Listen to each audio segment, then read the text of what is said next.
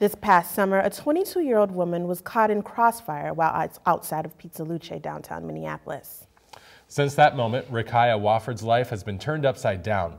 She has received an outpouring of support, including a kind gesture from a local barber at Aquay Sports Barbershop in Spring Lake Park, who is doing what he can to make sure she feels her best during her recovery. Here's Taka with the story. Rakaya Wofford is one fresh 22-year-old. I feel like a new person when I leave here. With special help from her barber, Jamal. He's nicknamed Smooth for obvious reasons. Exactly, you feel smooth. Okay, yeah. Her cousin Bree was the one who got her connected. I used to come with her, but I'd sit in the car. And then one day she came back out and her haircut was so crispy. And I'm like, what? So she put me on and she was like, you gotta come in here. So I came in. And once she finally got the cut, she knew. I had Smooth cut me and it was just so perfect. I was like, man, it's just so fresh. From then, they formed a friendship. Man, I love being around her and she has a great personality. She's real cool people. So she's one of my favorite clients as well. And he makes sure he looks out for her, especially after what she's been through. A day that seemed to be perfect.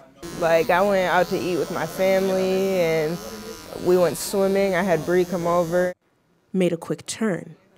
Like, everything is just different. My whole life changed in a blink of an eye. At the end of the night, her and her family made their way to Pizza Luce downtown. So we started talking, laughing, turned around, and next thing we all knew, shots were flying. Laughter turned to panic. I looked down and I saw blood on my hand, and everyone around me I just felt like was just in a panic. And my ears were just ringing, so it was hard. It was like in the movies, it's slow motion, and then everything just speeds up. One of those shots hit Rakaya. A day later, I actually woke up, was off of the meds, so I remembered, and I got up and they told me that I was paralyzed from the waist down.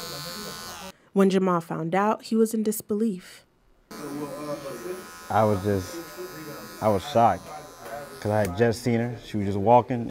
He saw a tall, athletic Rakaya in a wheelchair for the first time. It broke my heart, especially she's a client of mine, and then she just left my chair a week prior. And it's just wow. She walked out of here, and the next time she comes back, she's in a wheelchair. And so he made an offer to her for a lifetime.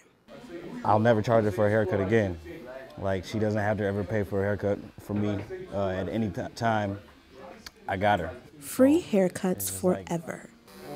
Really, I was speechless. It's one less thing to worry about on the road to recovery. I appreciate it the most because I do have medical expenses and I do have to get modifications on a car and things like that. So to pay for a haircut every 2 weeks, that adds up. So it was really nice of him to do. It really showed me that our relationship is a lot more than what meets the eye, I guess. Client and barber. Yeah, people don't usually have that type of relationship with their barber, but you just have a different connection when you meet a certain person. I love you, crying. Yeah, that's what I'm saying. And me and Smooth, we have a different connection. It is a brother-sister connection. I can talk to him about stuff and he gives me real advice. He keeps it real with me. And you talk about different things when somebody's cutting your hair versus when they're not, so it's just been good. It's made our relationship a lot stronger. What you been doing? How's rehab been? It's good. It's good. We started walking further down, through the hospital and everything. So it's getting good. I'm getting a lot of muscle back in my legs. That's good. Which is any feeling yet? No feeling, but a lot more movement. Yeah. For Rakaya, recovery has been a process and one that she's ready to champion. I just feel like my body's just getting stronger every day. And as that's happening, I think that it pushes me to keep going because I can see the results and I can see the progress that I'm making. And she definitely sees some big plans for her future. I'm gonna walk.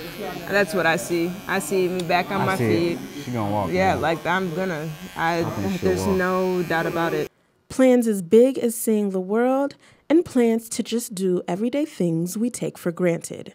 I'm really trying to get into traveling because My Miami trip was the first time I was on the beach, saw a palm tree, been in the ocean, and I think that's just something that's going to be one of the first things I do when I can walk again and feel and put my toes back in the sand. Like, I have a lot of plans for when I get back up.